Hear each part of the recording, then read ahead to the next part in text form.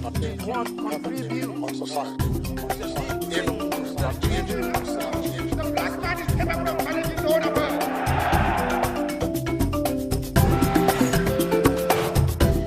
Welcome to the African Experience Podcast, your podcast for fascinating discussions, stories, and interviews from the diaspora. Your host, two ordinary Africans.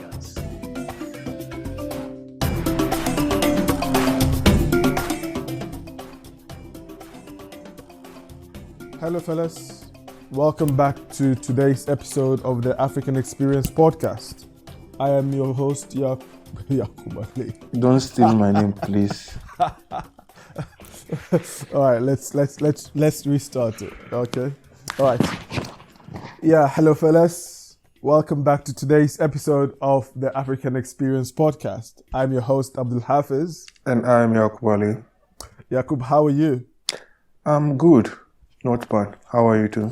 I'm good, thanks, man. I'm good, Today's episode is a little bit on the lighter notes, if you'd say.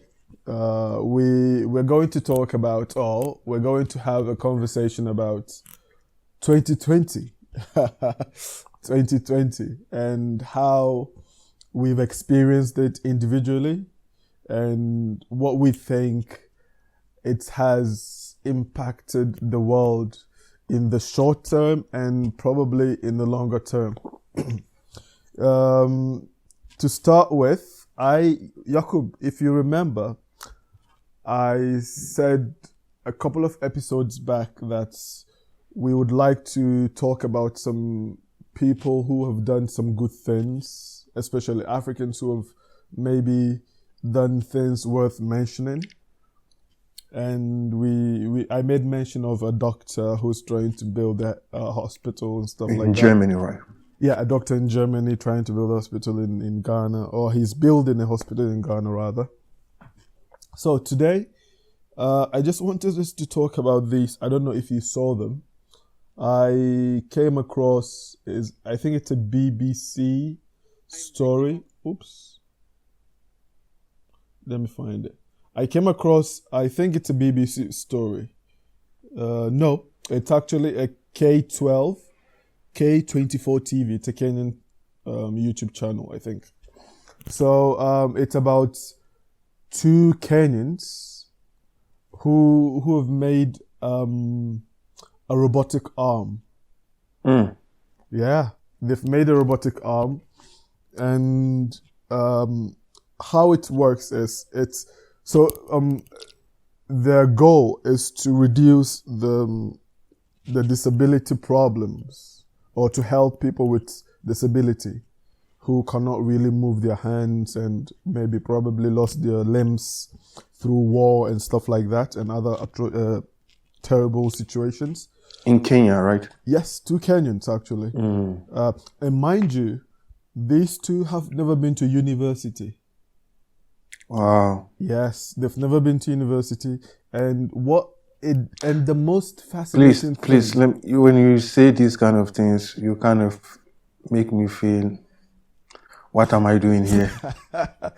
I mean, everyone contributes to the world in a different way, right? In their own way, right? Yes. So looking at somebody trying to compare yourself, I mean, me personally, I feel like I haven't contributed enough. Yeah, but isn't that a human tendency? Like to compare? Of course.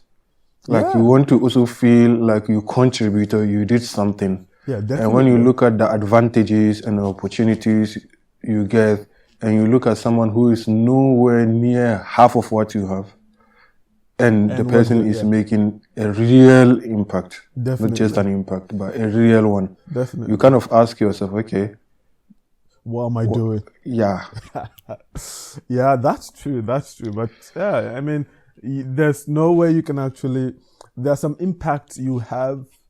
It's not, it can't be quantified.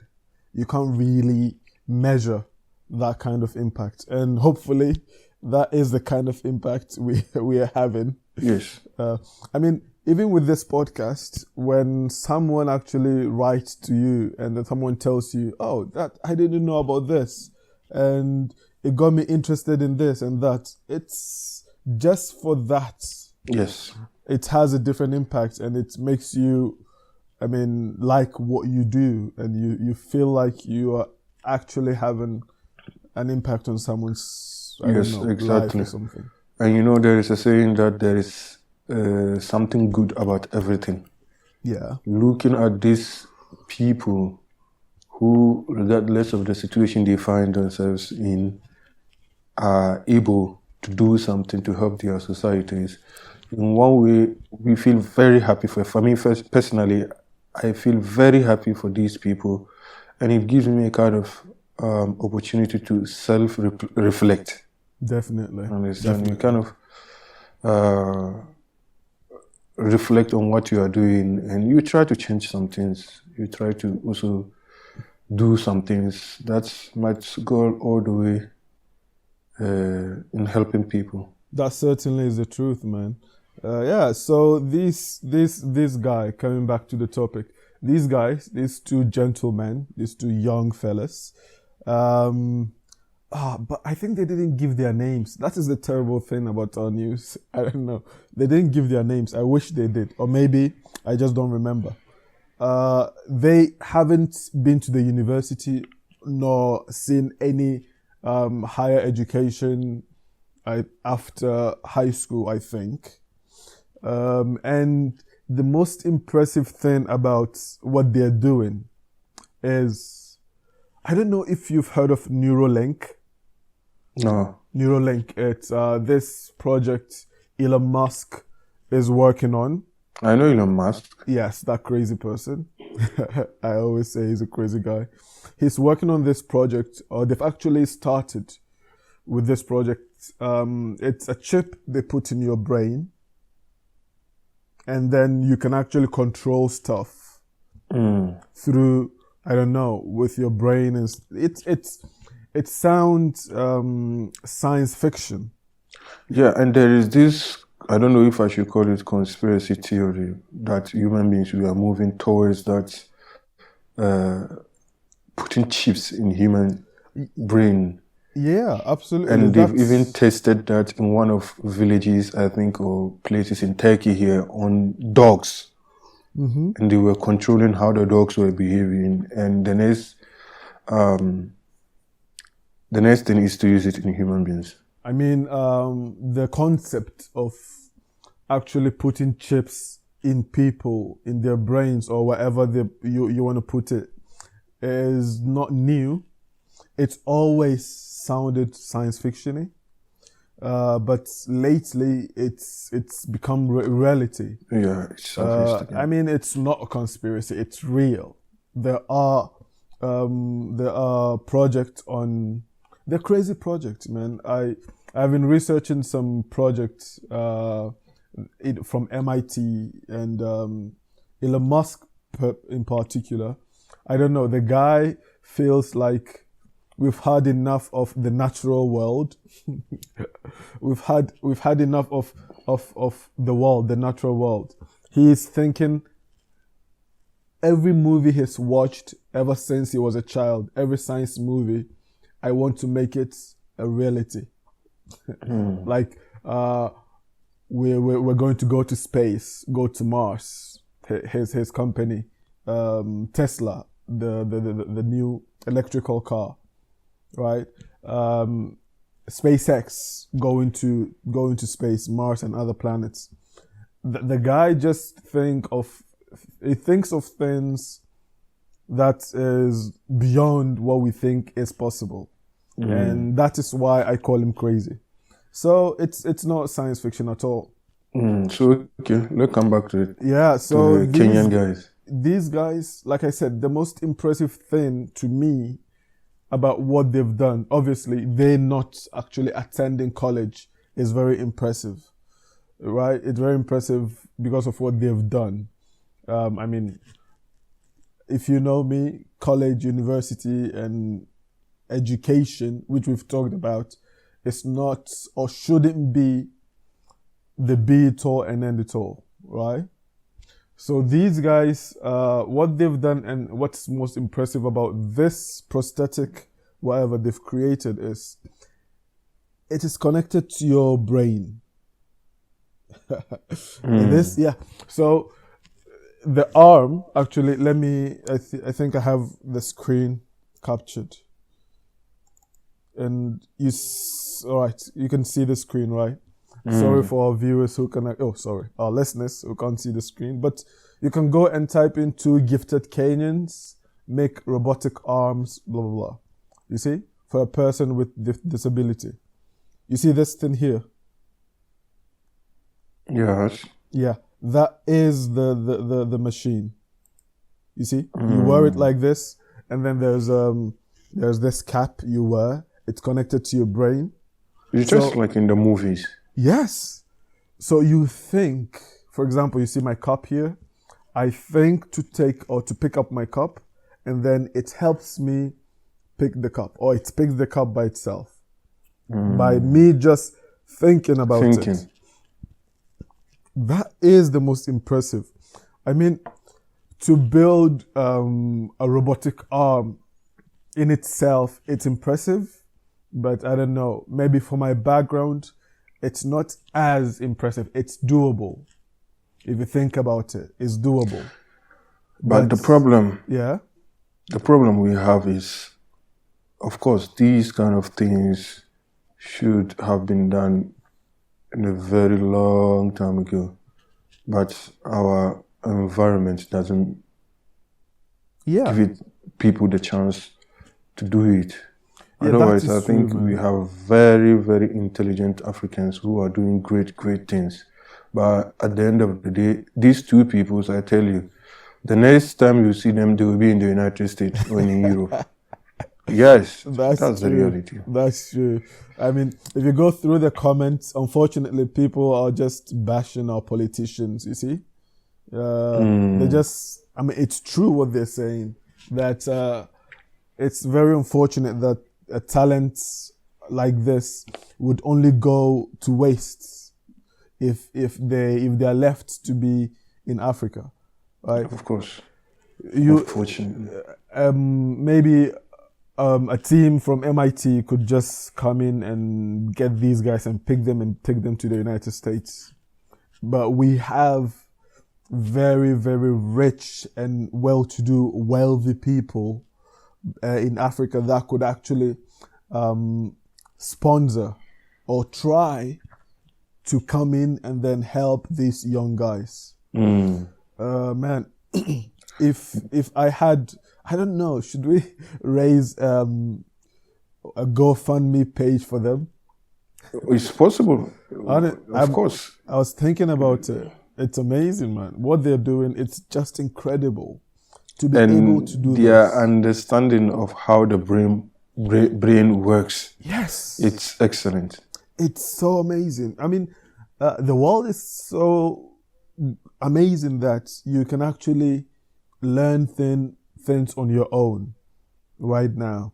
And I am a very huge proponent of autodidacy, to be able to learn things on your own, right? On your own time, at your own pace. But at the end of the day, you get to learn something. Yes. This is something amazing. It's unfortunate, man. I'd like to think that people like Dangote and other very rich and famous people in Africa actually seeing this. It comes down to the interest. You know, we have rich people actually who can help these people improve and do something wonderful. The richest black man on earth. But what is their priority? Is it in technology, trying to technologify, if there's something like that, the continent? No. But when you go to America or Europe or these other Asian countries, they are competing in this field. But we don't see any African country or any African leaders or rich people competing in this field. Look at what you were saying about Elon Musk and going to space. It's not that just him alone. Even this Amazon guy. Of course. Is it Bezos, right? Jeff Bezos, yeah. His dream is to be, is go to the space. Of course. You understand? Even though he's selling so many other things that might not be related to that, but he is doing it. Jeff Bezos is his stories, I think, in my opinion, is even more impressive. You understand? Yeah. So it comes down to the priorities. You Definitely. see, when it comes to technology, Africa, we are way behind. Yeah. I You mean, understand? it's an inevitable situation. Technology coming into Africa, coming into the continent. The richest people, whether they like it or not, it is going to happen. Of course. It's not something they can just. We can't only rely on raw materials. That is one of the biggest problems. We will always move And to our technology. weaknesses, of course. Yes, we will always move to technology. So hopefully someone smart with a good heart, with a much more interest in the continent, actually swoops in and gets people like this. There are initiatives, don't get me wrong, there are initiatives on the continent, in South Africa, in even Kenya and other places, that are trying to cater for such brains and such minds in the continent. And we just want people to acknowledge and help them as much as they can. Yes. Yeah, that's what we have for today's impressive people on the continent. And this is beyond impressive to me, honestly. I've been thinking of it so much this week, and it's just crazy what they've done. Yeah. Okay, so we've really done a lot of talking on this matter. So let's, before we take too much time, let's jump into exactly what today's episode is about, which is 2020. What is the impact of 2020? First, on your personal life and on your personal self, and then second, what do you think it is going to? What kind of impact do you think it has had on the world and the society as a whole? Yes, I think in the beginning of 2020, as something normal to human beings, we all make plans. We think that's the best year. Yes. That is the best of everything is going to 2020 happen to us. Yes, the new 2020 millennia. Resolution. Yes, you are entering a new century and all these things, and you make plans. But I think we were hit by reality. Yes. And we were overwhelmed. Definitely. And I think we were so overwhelmed that it's when you ask someone to tell you something positive that happened in 2020, people hardly tell you anything positive. Yeah. We were so hit to a point that we don't even recognize there has been so many changes. And I was looking at the date when you were showing me these two Kenyans and what they were doing. It was just published in December 2020. Yeah. I think it was December 6th or something. They are all good things, actually. And when you look at on a personal level too, there have been so many people, so many things, and people have learned so many things. But because of the situation, you can't just deny people the right and the opportunity to socialize. People are social beings. You understand? Yes. That's true. So the moment that is taken away from us, we feel like there is no need for you to live again. But in of itself, there are so many things that has happened within us. People learn how to do things that at first they thought maybe they couldn't do it. Yeah. And people learn how to use these technological devices in a very sophisticated ways. And I think there have been some positive things, even though we've been hit by so many hard truth, I would call it that way. Because true. everything that happened is kind of inevitable, and people who think we could have prevented some things, I don't think we could have prevented it, but maybe lower the risk or consequences of what would have happened. I mean, not to cut you short, in everything, when you look at everything in hindsight, you'd say we could have. Everything. We're only human. It's undeniable that there are some things that very prominent and very smart people were saying we should have done or we should do at that time, but we didn't either listen to them or we thought they were wrong. But isn't that the same thing in the human history? Exactly. We only realize we could have done or should have done, we ought to, after everything is finished. So we could have done better, and we might think what our steps we're taking now is the best steps. It might be the best step in the long run. You never know. So yeah, that's true. We could have done better, but hey, we don't look behind. We just look to the next ones. What do you think is the hardest thing that hits the world or that has affected the world? What do I think? I think so far in 2020. I think in general, I mean, the elephant in the room. Yeah. Yeah, the pandemic, the COVID-19. But I think differently. I don't think I'm the only one in this. It's probably economy-wise. And it all came because of the coronavirus. Yeah. I'm kind of trying to say the virus in itself, the pandemic in itself, it has brought a lot of huge problems individually to humans and then in general. So talking in general, I think, I don't know if you remember the 2008 recession.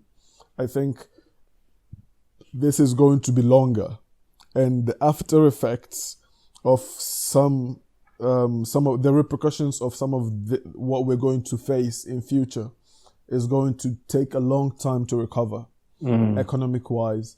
But this would only apply to some countries, or most of the countries where people are more, what's the word? Is it hand to mouth? Is it? Yeah. Yes. Hand to mouth jobs are the most.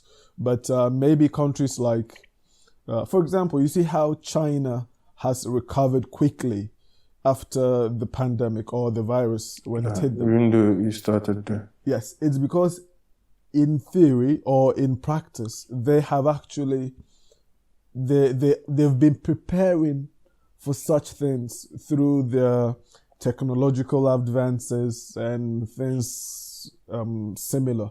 So they can recover in a bit of a quick manner as a nation.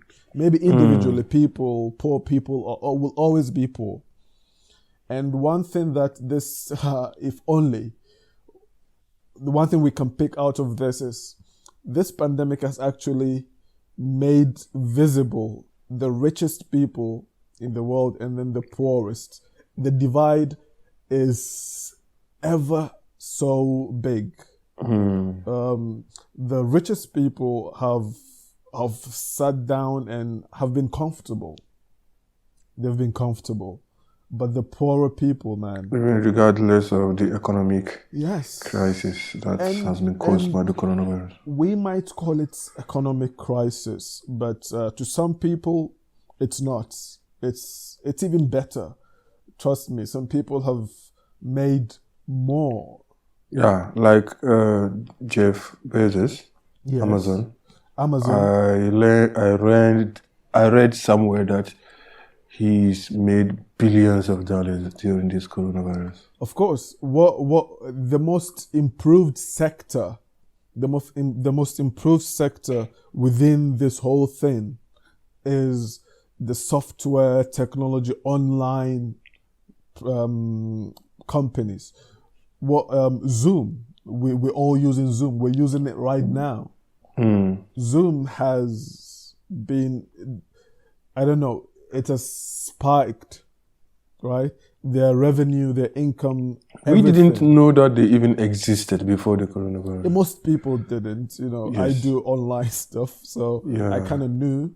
But in general, yes, that's the truth. Most people, only this year is when they knew what Zoom was. We only knew Skype, right? Yeah. And other platforms. But Zoom has become so rich that it can now buy companies.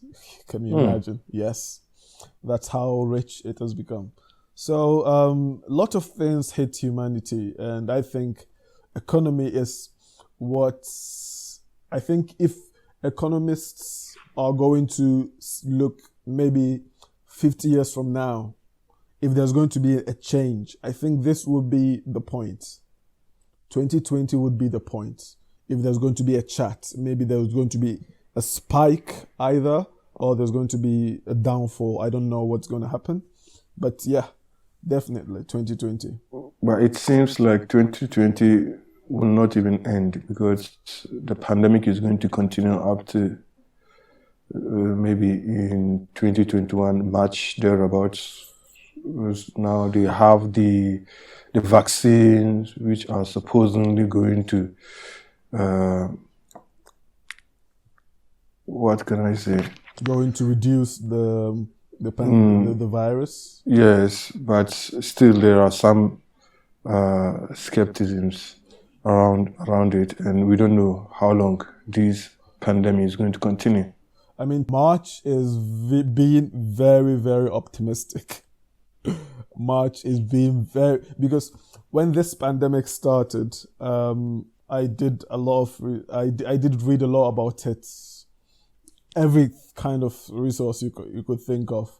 I watched people talk about it. And my parents from home and my family, when they called me, they didn't really know about, then it hadn't gone into Africa that much, right? So they didn't really know about the pandemic. And I remember it was coming right before Ramadan, right? And then when they call me, they say, we hope, inshallah, this pandemic by Ramadan or after Ramadan, it will be over. And I being the person I am, I knew it won't be over. Yes, it won't be over. But I went with it. I said, yeah, we all hope so. But deep down in me, trying to be realistic, I think I just told my dad that it doesn't look like it's going to be done within 6 months. It's a long thing.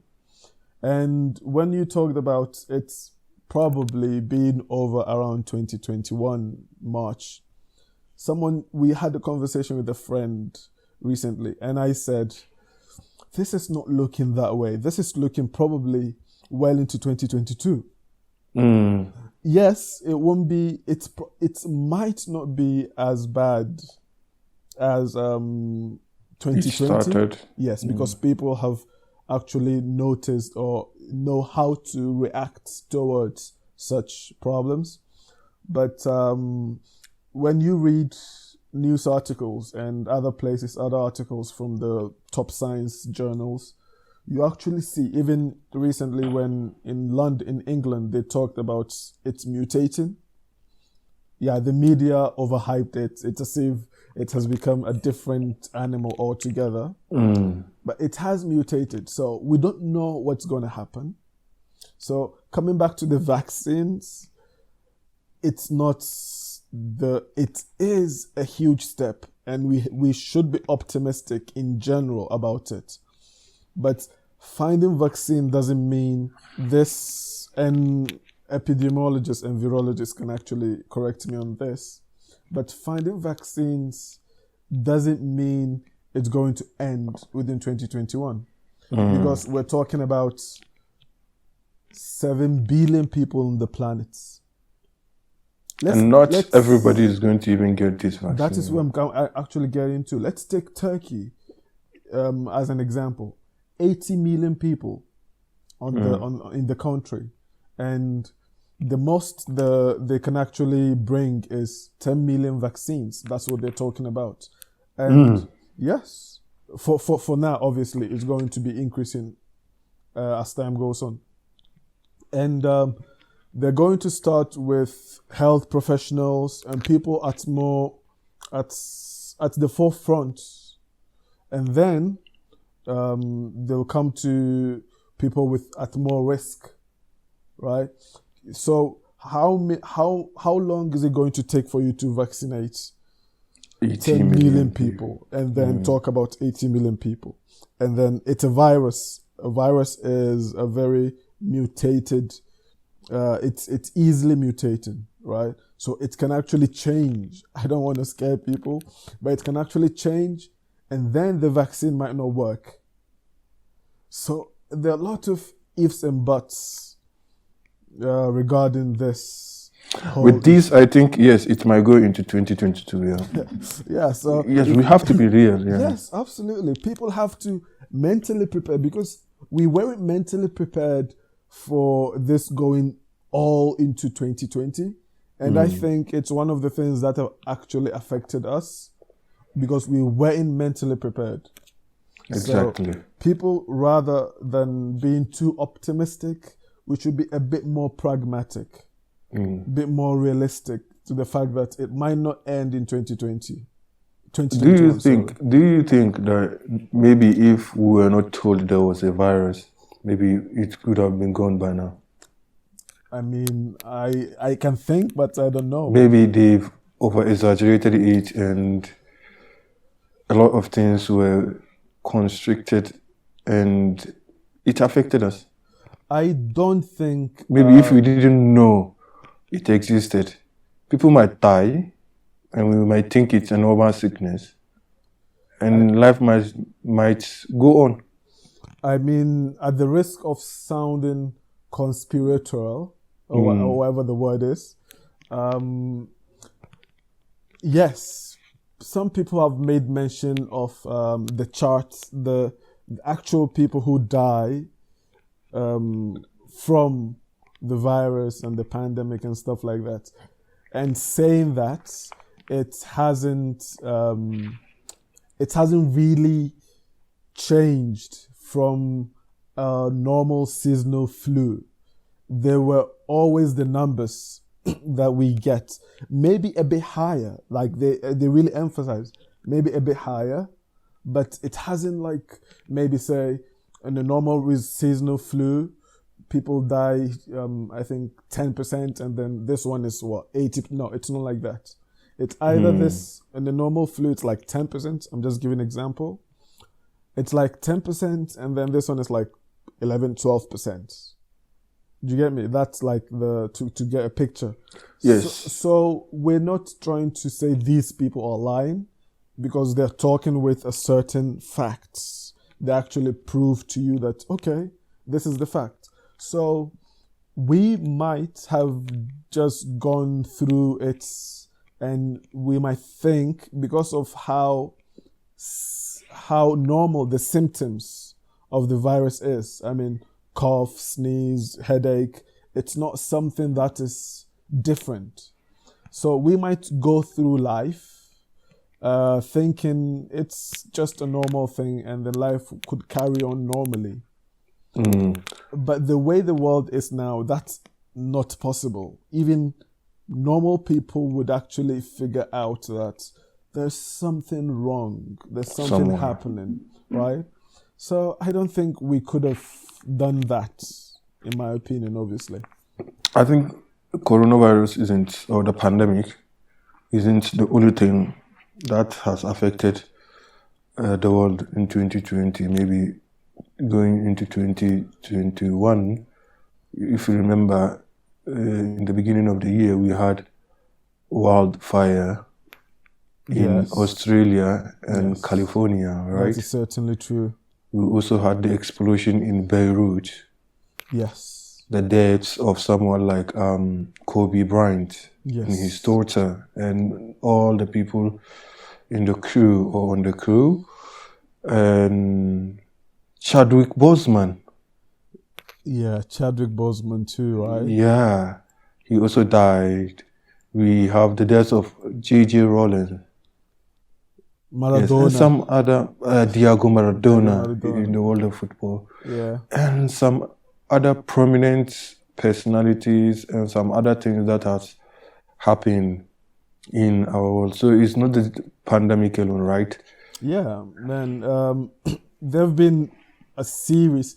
It's in the beginning of in the first 6 months of 2020. It felt like. Do you know the story of Moses when he was freeing the Israelites from the Egyptians, from the Pharaoh? And there was this consistent issue happening, problems and disasters happening in Egypt then. This happens and then they feel like they're Another okay. one follows. Yes. It was very post-apocalyptic world. For example, you made mention of the wildfires in Australia and in New Zealand, and then it came Kobe Bryant, and then there were this series of earthquakes, especially Yes. here in Turkey, and then there were this locusts problem, like these insects Yes. coming from the east, Jordan, and it was so biblical, so to speak. Yeah, so 2020 has been, I think it feels like the year actually, it's like telling us you don't know what's going to hit you. Yes. You see? So yeah, 2020. And has sometimes been- we even think like we can't live without some things, but actually we can. Yes. For instance, let's take people who love football, like, oh, without football I can't live. But that's a lie. That means there are some things that are much important than what you think are important in your life. And I think it helped a lot of people to reschedule their life and the way they look at reality. Yeah. Because that's at any point in life, you can be hit and you'll be surprised, actually. That's But very true. but getting to the end of our podcast, which we wanted to do it very short, what are some of the positive things that happened to you, which we might have missed due to our over concentration on The negative pandemic, things? the negatives. Yeah. I mean, But let me tell you this. Yesterday or a day before yesterday, I think it's yesterday, I read a news that a Ghanaian, half Japanese yeah. lady who is called Aisha Harumi Tochigi has been voted as the Miss Universe in Japan. Oh, okay. Yeah. That's, I think, is that a positive? Yes, to her. All right, I'll On a take personal it. I'll point of view. I'll take it. There has been a lot of downturns, which it's undeniable about what has happened so far in 2020. In a personal context, I'd say, all right, let me put it this way. I had plans. I had probably life-changing plans, and it's very unfortunate that the pandemic has happened and I couldn't realize these plans. And hopefully 2021 would actually be the best. That's what we say, like you said, Yeah. every single time. And So- anything can happen. It might happen like something, not the vaccine, will just come out and then everything will just change. Yeah, You don't know. absolutely. I mean, I'm just trying to talk as far as I can from the pandemic and Yes. bring it more personal and positive, right? Yes. So the twist here is, yes, we have learned a lot of things. I personally have actually learned some new skills, which I always wanted to have and then learn. but I couldn't. And this one being us, especially in the lockdown period, has had me think through what I wanted to do, and I've had, I'd say, a more me time. Right, I've had the time to reflect, but on the other hand, I am a bit more disappointed in myself because I had some plans, even in the reflection period, to learn some things, but I think I haven't fulfilled all which I wanted, because I did wanted to learn, for example, one more language. I started learning Spanish, and it's before the pandemic. Oh, ¿cómo estás? Muy bien. I actually started learning, but I wanted to actually improve on my Spanish. But me being me, I just had too many things, too many projects, too many things I wanted to accomplish, and I couldn't. So there are a lot of positives I can take. And to your other question, in general, in the world, is what has happened is we've become more technological savvy. It's inevitable that the world was going to happen this way. And people have become more easily adaptive to technology and software. So the world has changed. These are some positives we can actually take from what has happened, right?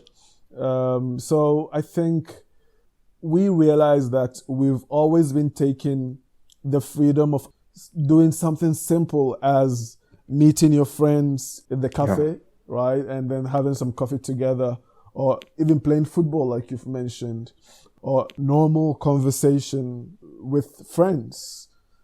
These are things we miss, and then we realize how much we've had over the years and how much we have taken it for granted.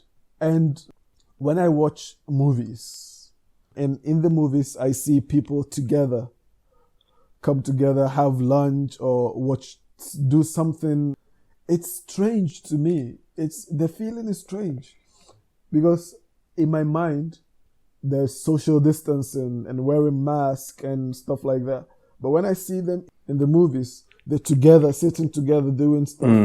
It feels a bit foreign.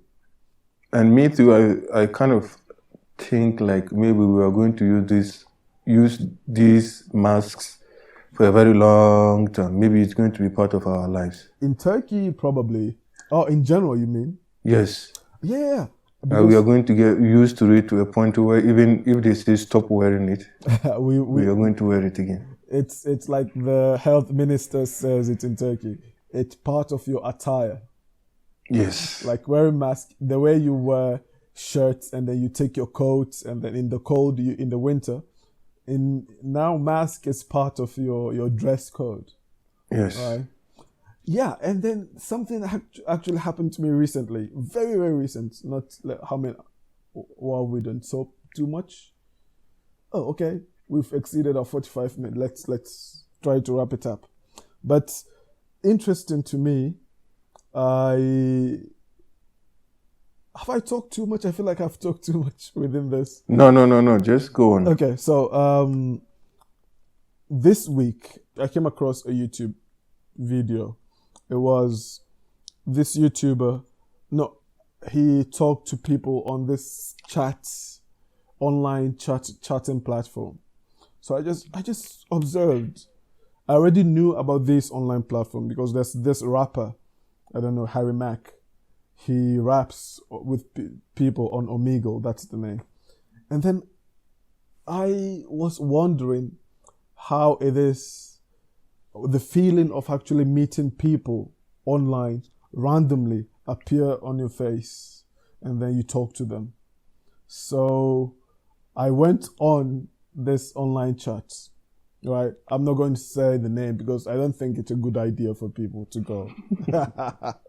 But very interesting. It was on Thursday, I think. I was supposed to go to the office.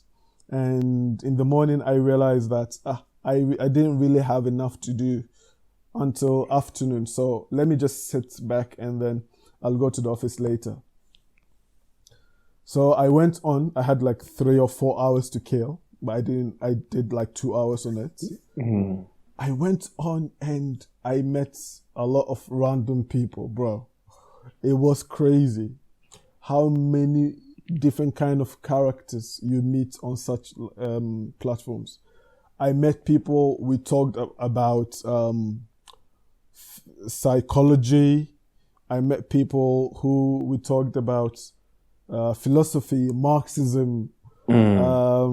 He told me he's been reading Friedrich Nietzsche and other thinkers, and we had deep conversations. And this guy was smoking, man.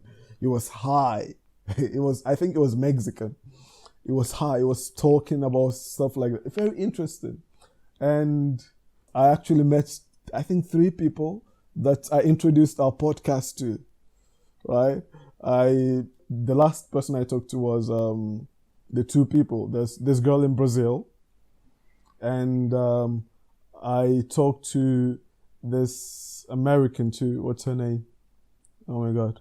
Her name was Jordan, I think. And it was very insightful. We actually had a long conversation about Africa and African Americans and stuff like that.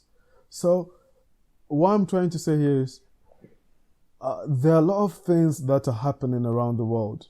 Like, for example, I met a girl in Venezuela. She actually lives in Peru. And she was talking about the issues in Venezuela and how people are not getting food to eat. This is how terrible Venezuela has become. So it was very interesting to me. I just wanted to put it out there that we actually living in a strange world, man. The people I met there of different kind of characters and worldview. It's very, very amazing. And until you talk to people, you wouldn't get the chance to know all these kind of things. No, you wouldn't. And very interesting. I didn't show my face totally. And the fact that people were willing to actually have deeper conversations was just intriguing to me personally. Because I had my face covered. This is the first time on this crazy social platform, and I didn't know what to expect.